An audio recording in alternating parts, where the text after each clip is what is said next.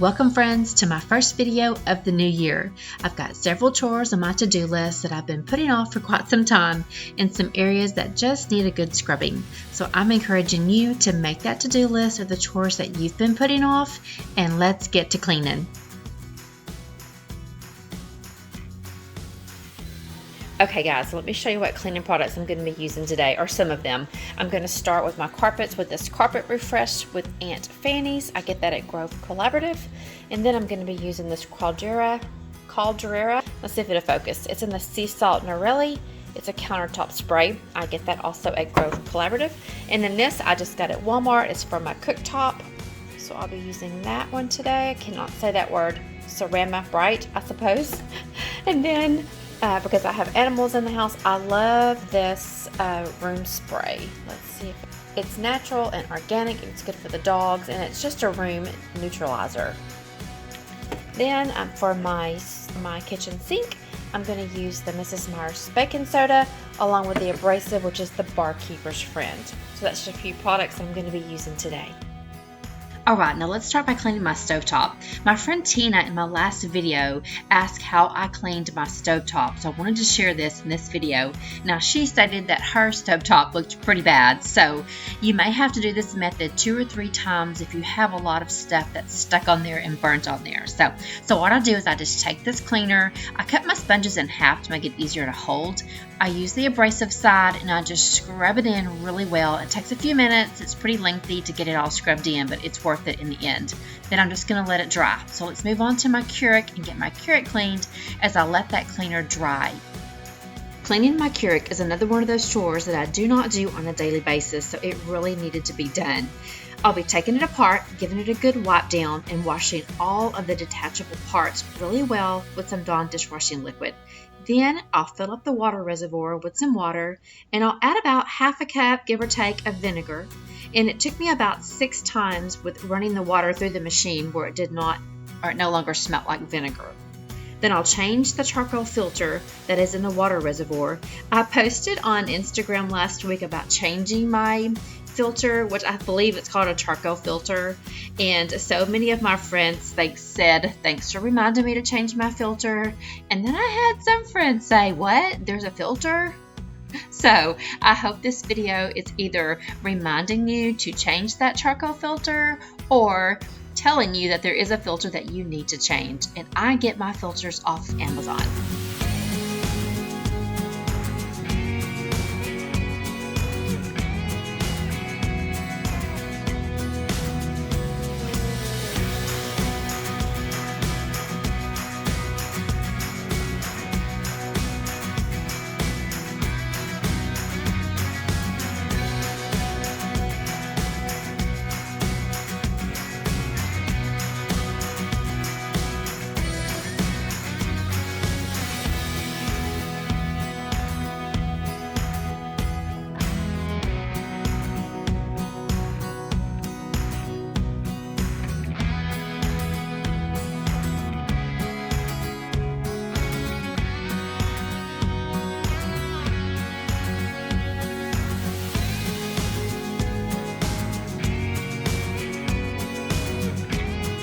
Here I'm just showing you the first go around. It was really cloudy and really yucky looking. However, the camera is just so forgiving. You can't really see how dirty it was, but it was pretty dirty.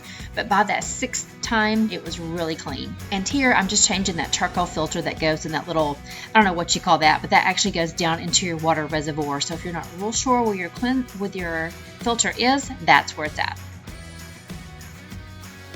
Alright, now that my Keurig is good and clean, let's use some wet paper towels and buff this cleaner off the stovetop. I guess you could use a wet rag if you chose, but I feel paper towels are a little easier. When I use a wet rag, I have to keep washing it out and washing it out, so I like to use wet paper towels. Then after I get all the residue, or after I get all the cleaner off the stovetop, I'll go back and spray it down with either a glass cleaner, or today I use that countertop cleaner, and I'll make sure all the residue is off of the stovetop. Now this is quite a process and pretty lengthy, but it will definitely get all that burnt residue off and leave your stovetop looking really good and shiny, almost brand new. How can you make the fire burn so brightly?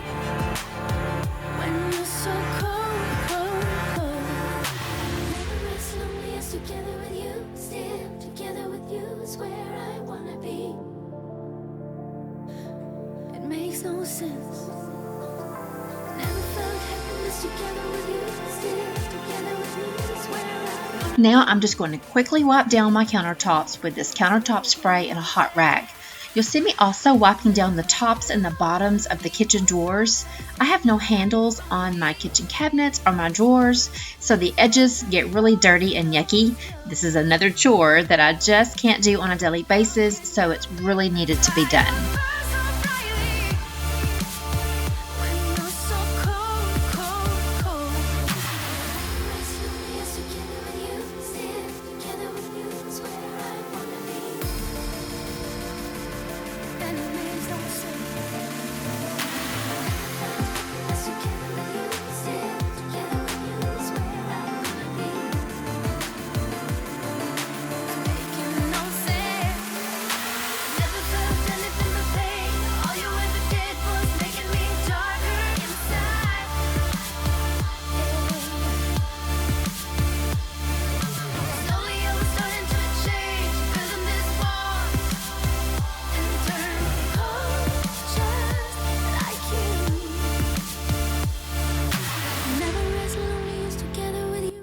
Now let's start scrubbing out my kitchen sink. My friend Kristen also asked in my last video how I kept my white sink so clean.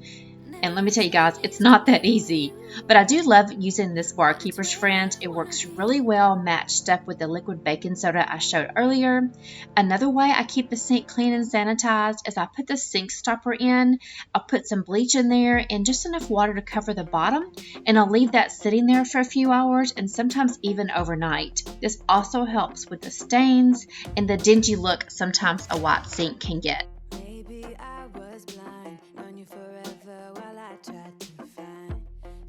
Alright, now that all the deep cleaning chores are done in my kitchen, let's move on to my dining room area. I'm going to start with the ceiling fan, and I'm trying to show you guys how dirty my ceiling fans are. It's a hard shot to get, but they are so dirty. My ceiling fans run 24/7, and I just forget about them most of the time, so this chore really needed to be done. And since I don't clean my ceiling fans as often as I should, the technique I use is pretty lengthy, but it helps in the long run to, I think, and cleaning in between.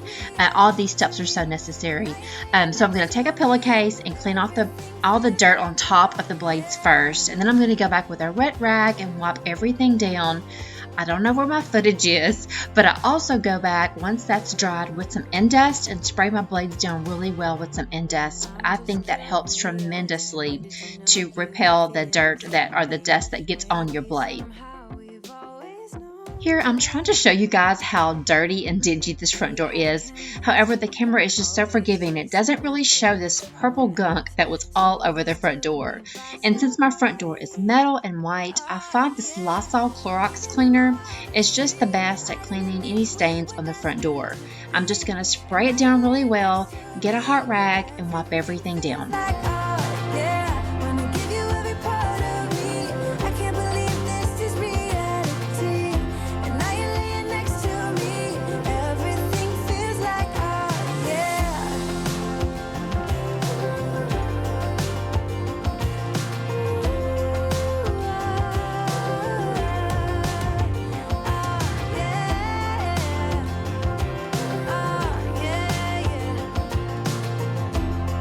And y'all, I am so enjoying this minimal look that I have going on in the dining room area. If you didn't see my video last week and the week before where I took my Christmas down and just try to keep up a few winter decorations to kind of keep it very simple until I start decorating for spring, I'll leave that video linked in my description box. But just a quick little view if you haven't seen my dining room area. I'm just really loving it. It's so simple, but yet so cozy.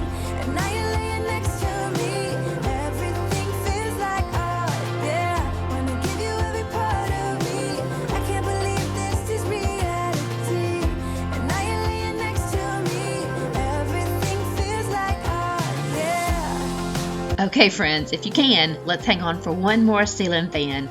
I'm going to tackle this ceiling fan that's in my den. I hope I'm giving you some good motivation to get in there and get all your ceiling fans clean today.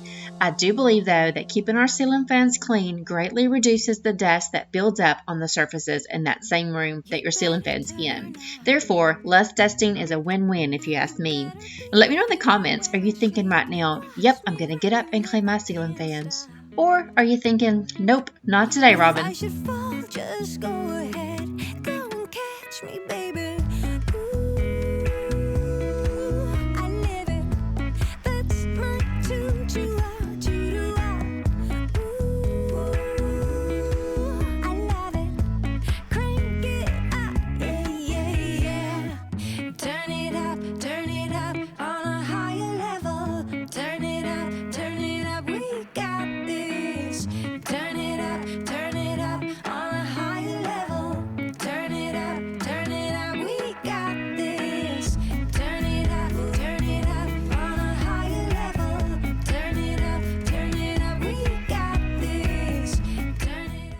Okay guys, as I was putting down this smell good stuff on my carpet, my favorite mailman, Blake, showed up with my new plants. Oh my goodness. If you've been watching my YouTube channel for some time, you know I just love houseplants, inside and out. But I have this great online company, and it's called Plantaria. I believe that's how you pronounce it in my little southern accent. But I get those shipped to me, my houseplants, and I buy them at Lowe's and I buy them at Home Depot and all that good stuff. But this company has the best plants. They are so healthy when they get here, so it kind of helps me keeping them alive when I order from this online flower shop. I think they have outdoor and indoor, but I just get the indoor ones, and I like to get the air purifying one. So let's see what I got.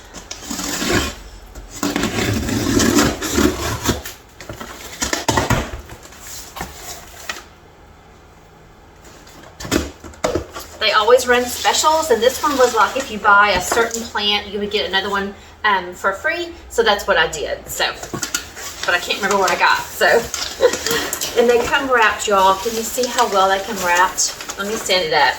They come wrapped so well. This is not a sponsored video at all. I just love this company. Okay.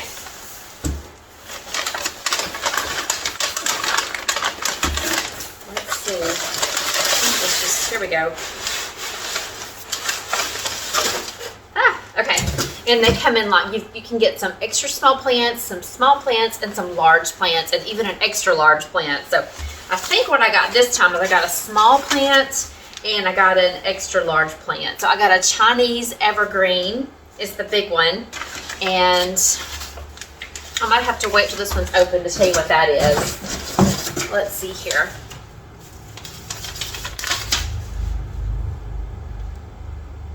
Okay, so I got a large Chinese evergreen, silver. Oh, see, he just came in. Sometimes I leave the door kind of cracked so they can come in as they please. And then I got a Chinese evergreen, and I cannot pronounce this one. It's called Tivoli. So they're both Chinese evergreens, but two different kinds. So excited to see those. Let me shut the door.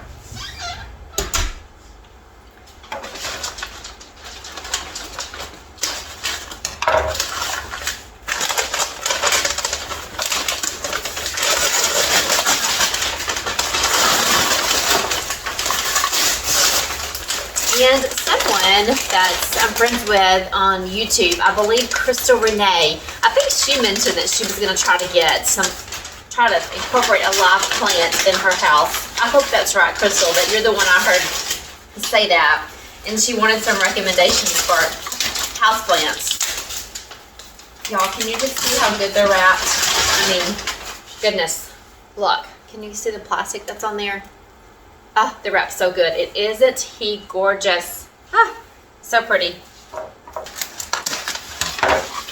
Another thing I like to do, I like to watch the lady that has this company. She has a YouTube channel, and it gives you all the tips on how to take care of houseplants. And she recommends you keeping them in their grow pots. And this is what their grow pots, what they come in, even if you get them from like Lowe's or Home Depot. She recommends that you don't really repot them until they're just extremely root bound. So I do keep all of my houseplants in their original grow pots when I get them, and just put them in a decorative pot. And I'll show you in a second what I mean by that when I put them into my living room and kind of find a home for these two. Oh, he's really pretty with his little pink tips. Okay, let's clean up this mess and go find him a home.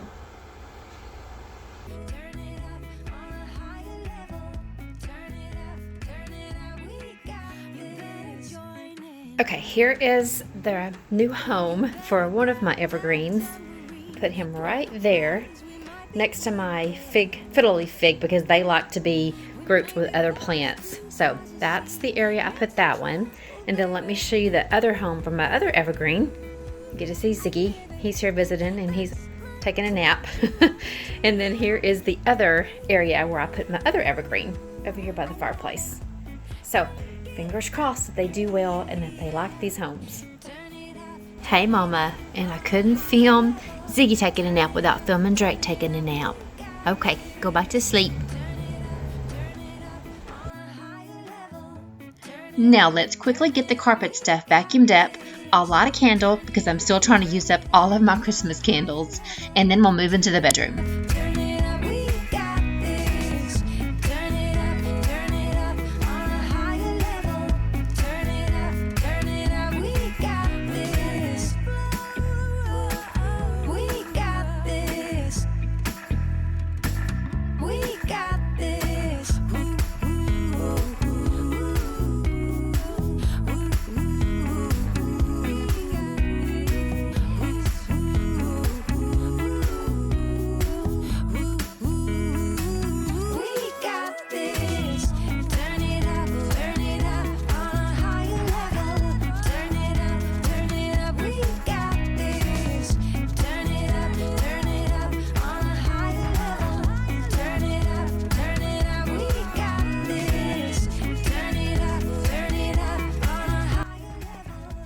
Okay guys, before I made it my bed, I want to show you real quickly. This is pretty much what I do 3 to 4 days of the week in the morning times. I call it airing out my sheets because I do not make my bed every day. So I just pull the blankets back but I do kind of make it up before we go to bed.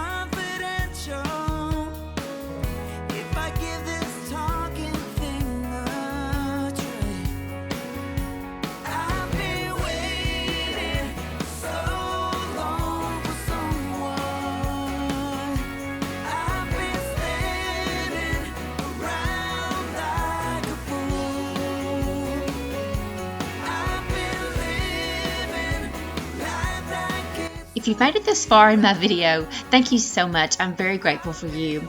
And if this is the first time visiting my channel, hello, I'm so happy to have you. If you liked my content today, if you would take a second to hit that red subscribe button and be sure to hit that bell notification button so that YouTube can notify you every time I upload a new video, I'd be so grateful. I have a lot of organizing and decluttering content coming in the new year, and this way you won't miss any of those videos. If you don't already follow me over on Instagram, my handle is @RobinLaneLowe. I'll put that here on the screen for you. I would love for us to follow each other over on that platform. It's a great way for me to get to know all my new subscribers. Thanks again for watching, friends. Don't forget to give me a thumbs up, and I'll see you next Thursday. Bye!